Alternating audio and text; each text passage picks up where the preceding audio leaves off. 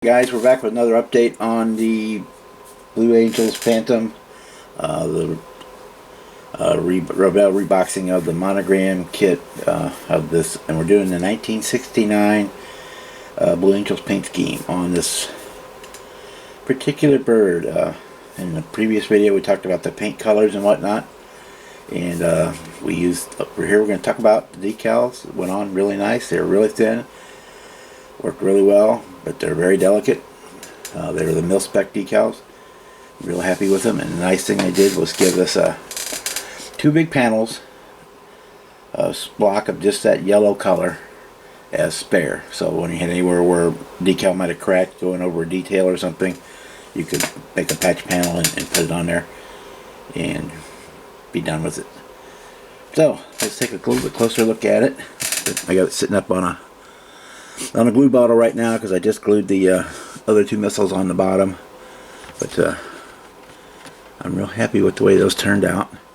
We used bare metal foil to do the silver part of the wings and tail, and on the horizontal elevators. I'll show those in a minute. They're up there. I'm not going to put those on until the very end, so that I can get in here get in here for clear coating and whatnot real easy. But yeah, the decals went on real nice. I'll kind of see if I can zoom in. For a lot of the small ones, they give you a white backer decal as you put down and let cure, and then you put the yellow one over the top so that the color isn't lost in there, especially on the Blue Angels one there, because it gives you a double layer of white decal so that the blue doesn't bleed through. I'll show you the bottom here real quick. And again, the decals went on just fine. There are a few cracks in a few areas where we're going over extreme details, like here, and I just cut another piece and put it on there. Of the decal, and we had to cut it to go around the drain, the gearbox drain there, things like that. So it made it really nice to fix those and make those turn out really well. So that's that. So I just glued the missiles on the bottom, so we're going to leave it upside down. Get that out of the way. Here's one of the elevators we painted. Used AK Extreme Metals to do the titanium heat resistant area. I put a little bit of smoke weathering on those.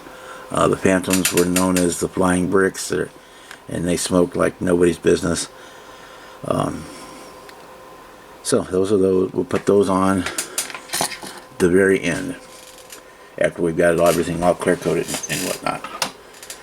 So next we went and said we're building this one in flight, so I needed to make a stand for it, and I've done this stand on the last 3 or 4 in-flight builds, and I'm really happy with the way they work, so we've gone that way.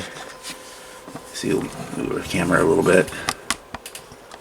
There we go. This is half of a card box from Hobby Lobby.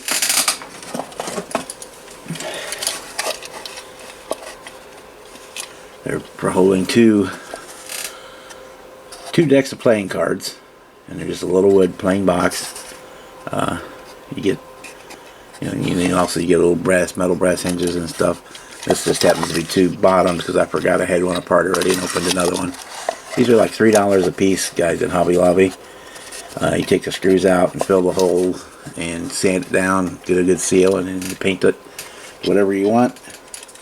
They're great for, let's say, making aircraft display stands, or if you're doing a small little diorama for a figure or something like that. And they make bigger ones too, but this is this one is the playing card box if you're looking for it. And I put acrylic rod, 2 pieces of acrylic rod in there, one for each, goes in each end of each engine. And then we took and cut this logo off of the mil-spec decal instruction sheet And I also had on there, if I get here, they had the spook on there too, which I cut both of them out. I was trying to decide which one to put on there. Originally I was going to put both on, but it was a little too busy for this size of a stand. So I've ordered a clear acrylic piece that I'm going to add this, put this in to sit next to it. And we went with the coat of arms or shield, whatever you want to call it, for that. Say that the plane will go into these will go into the exhaust of the jets, and then hold it up in the air in a steep climbing bank. We'll save that for the final on this build. But yeah, it's coming along great. It's an old kit, so it's got raised panel lines, and you could probably spend 5 days going over the things on it that are inaccurate. But at the end of the day, it looks like a Phantom. So that's what it is. We still got to clear coat it. Put a nice gloss coat on it, because these birds were kept shiny, shiny, shiny. And then we can unmask the canopy, put the elevators on, and it will be ready to go on the stand. And we'll have her done in time to take to the IPMS show here in a couple of weeks.